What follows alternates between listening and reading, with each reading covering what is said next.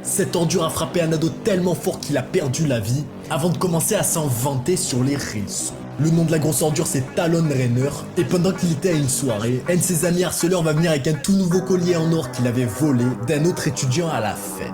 Mais c'est ici que l'ami de l'homme qui s'était fait voler le collier est venu le réclamer, mais quand ils vont refuser de lui redonner, les tensions vont monter et Preston va faire l'erreur d'envoyer un coup de poing sur l'ordure. Quand il va voir ça, il va commencer à le frapper et tous ses 7 amis vont eux aussi commencer à donner des coups de pied répétés et même quand c'était clair que le gamin était KO et qu'il avait aucune chance, les coups de pied vont continuer et ils vont continuer bien longtemps après qu'il ait perdu la vie. Une fois qu'ils étaient trop fatigués pour continuer, les harceleurs vont même monter sur le corps pour commencer à danser. La police va ensuite arriver et tout le monde va s'enfuir. Mais le soir même, quand l'ordure va découvrir qu'il a terminé la vie de quelqu'un, il va commencer à s'en vanter sur Snapchat, disant qu'il a juste trop de force. Alors ici, on pourrait croire qu'il se serait présenté au poste de police, mais non. Quand les parents de l'ordure vont découvrir ce qu'il a fait, ils vont essayer de cacher les preuves et ils voulaient même envoyer leur fils au Mexique pour qu'il évite toute punition.